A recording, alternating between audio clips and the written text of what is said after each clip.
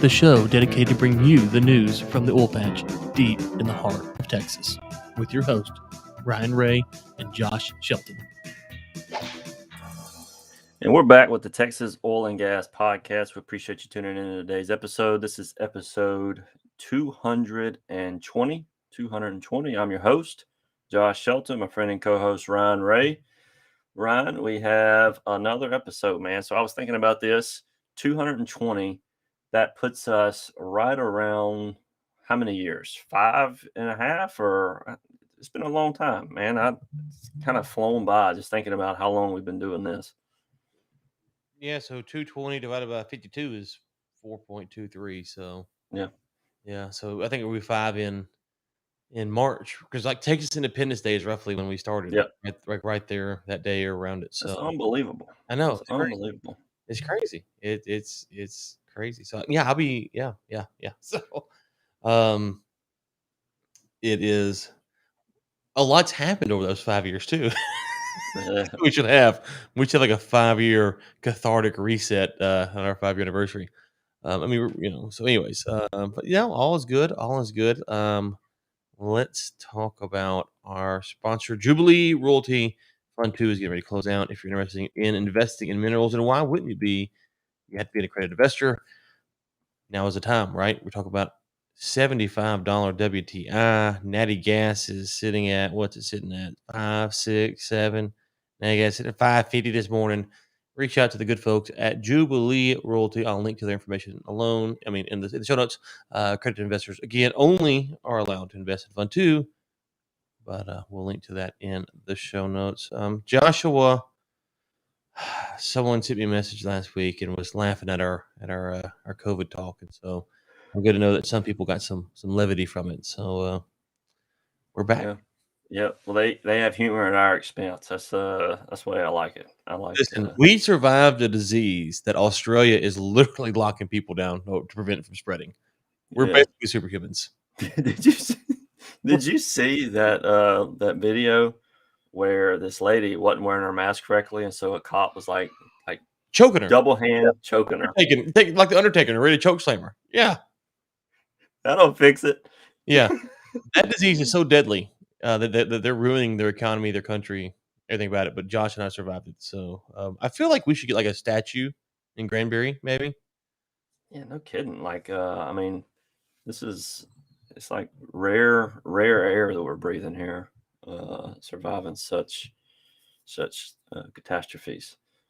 And to be clear, Josh, I know about Josh. I know people who have died from COVID. I'm not saying you can't die from COVID or any of that kind of nonsense. It's not real. It's just, I think we get a little frustrated at the overreaction that we see from the going around the world. But good news, Pfizer announced today, I think it was Pfizer, that we will be able to get past the pandemic with a yearly Pfizer shot. So there you go. There's your positivity this morning.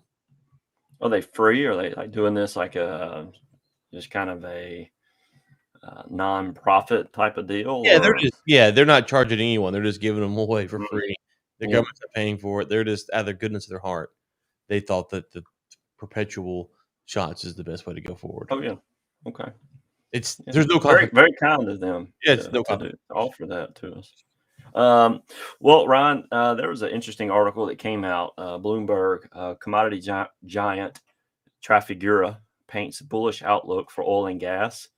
They're looking at oil supply issues and anticipating that by the end of 2022, we're going to be up around $100 a barrel. That's the gist of what they're saying. So one of the quotes here is deferred crude, particularly for December 2022 and 2023, is cheap. He said, I think this is Luckock said he wouldn't be surprised if Brent has risen to about $100 a barrel by then. I struggle to see anything but higher prices going forward in the next 2 years. So apparently he's seeing some supply issues, and there's supply issues pretty much in every field right now, whether it be printers, vehicles. I don't know if anybody's going trying to buy a vehicle right now, but that is a nightmare right now. That there's shortages of supply. There's people that are literally like offering dealerships more money than MSRP to buy their vehicles to bring them to their car dealership so they can sell them. Mm. That's how crazy it is right now. It Mm. is unbelievable. Never seen anything like this. No, no, we haven't, have we? I can't imagine what caused all this. It's really weird. But to your point about the supply issues, listen, we've got a litany of stories today talking about oil and gas that are more specific to the industry. And if you just read these stories, you go, well, how does the price ever come back down? Because the U.S. is not going to increase production. Something has to give. And maybe it takes oil to get to $100 before the U.S. The domestic drilling comes back, and how much it can come back is a separate story. But we see more rigs getting out there, and it we were sitting here at, what did we say it was, 70, 75, and 550 natural gas. What else could you want in life? And it's just, we're just not putting enough rigs out there. And so I'm not complaining from the standpoint, we've said for day one, I think, on this podcast, we won't consistent prices, right? So if they stay at 75, that's great. But I think the other side is, we're not seeing anything from the U.S. side that's going to help slow down the price increases. Mm-hmm. And the other thing is, I was talking to someone in the airlines this weekend, and they were pointing out that they hope that international travel comes back soon. And if that comes back, then you're going to see more demand, especially on jet fuel demand. That's where most of their demand comes from, is international travel. So if that starts coming back, unless we go through some kind of crazy shutdown again, which, unless you're Australia, it seems like that's getting further and further away. It feels like demand's going to go up to the right. Yeah. So just as we're talking, Ryan, there is a article that came out. Goldman Sachs came after Hurricane Ida, and I think more so looking at some of these supply issues, they just upped their anticipation by December this year to $90 a barrel for Brent. About 2 months ago, they had projected it at 80. So we're at 75. Jay Young is somewhere sitting there counting his dollars like Scrooge McDuck, isn't he?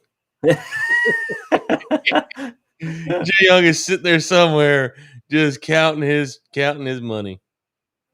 So I mean, looking at what these projections are, these supply issues, big companies that that you would think have a pretty good finger on the pulse, that everyone is saying oil is going to go up a lot because of these supply issues.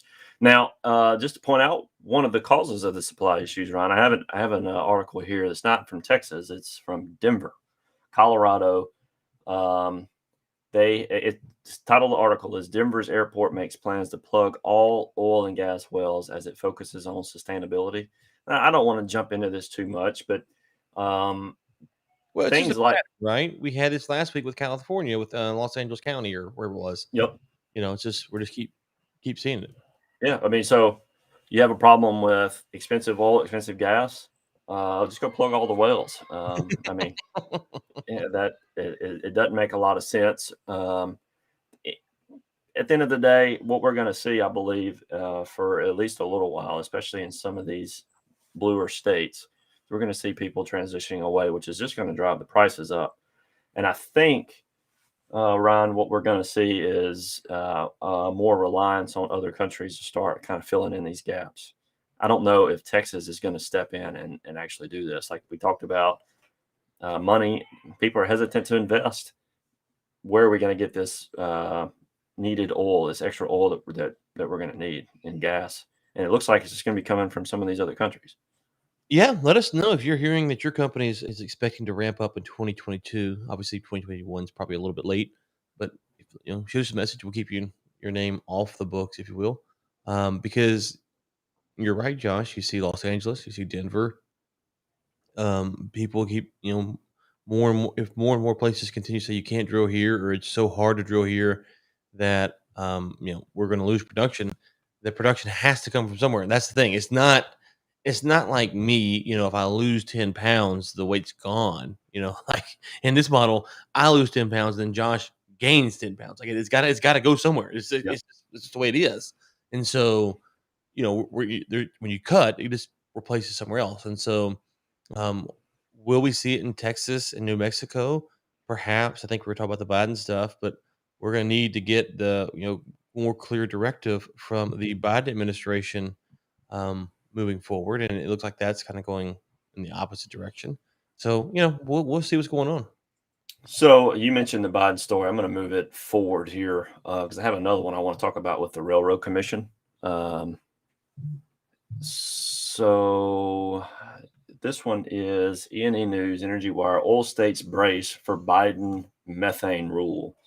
There it sets to release a major crackdown on oil and gas methane emissions in the coming weeks. But concerns are brewing about how the rule could affect small operators, which we've been saying, and how much the nation's leading oil and gas producing states may fight the plan. Small oil and gas operators say the coming methane rules from EPA could have an outsized impact on the low producing wells that are their lifeblood. So it looks like they're, like we talked about before, when these rules are made, people like Exxon, Chevron, they have the ear of some of these policymakers and can have these rules written to basically benefit them. I mean, like we used to talk about with Pioneer, once you get to a certain amount of reduction of CO2, you hit that and you've got everything in place to do that. Well, now what you want is the government to force everyone to do it because a lot of people can't afford it, and then put them out of business, or at least put the squeeze on them so that you can, scoop up some extra market share. So I think the big companies like these rules. The smaller operators are going to be struggling more with them. But it's the direction that has been. I think we've all been expecting this to come, honestly, at some point. Yeah, and it's so weird that so many people don't make that connection, and we've got to say it over and over and over again that these big companies, they want the regulation because it helps them out, and they try to act as if that they're concerned about the regulation, and they're not. They're more concerned about helping themselves out, and so that's a wee bit frustrating. Speaking of regulation, Josh, I was trying to find out. We have coming on. I ain't told you this. This is a little bit of breaking news here for everyone. We have a congressman coming on the show in 2 weeks. Let's see here. It is Congressman Jody Arrington is supposed to be coming on in a couple weeks, and so we'll get to ask him all the hard questions. I need to go do a little homework on that. See what to expect there. So I mentioned the Railroad Commission. They're based. This is an article from September 21st, 4th, September 24th. Railroad Commission to stop issuing new disposal well permits for part of Midland Basin. We've been following to some degree seismic activity in areas in the Midland Basin where there's been a lot of saltwater disposal wells, and they're saying now that they're going to stop issuing those permits. I'm not sure if this is going to be a permanent thing or if this is going to be for a certain amount of time. But they have some other rules in this that are reduce their maximum daily injection rate of 10,000 barrels per day and a few other things. But saltwater disposal wells were a big topic, a couple of years ago when the Permian was, having its heyday. And one of the questions I've had is just how is the water industry doing? How's the saltwater disposal wells doing? Because there hasn't been as much in the news here lately about it, but apparently they're putting some limitations on how much they can do now.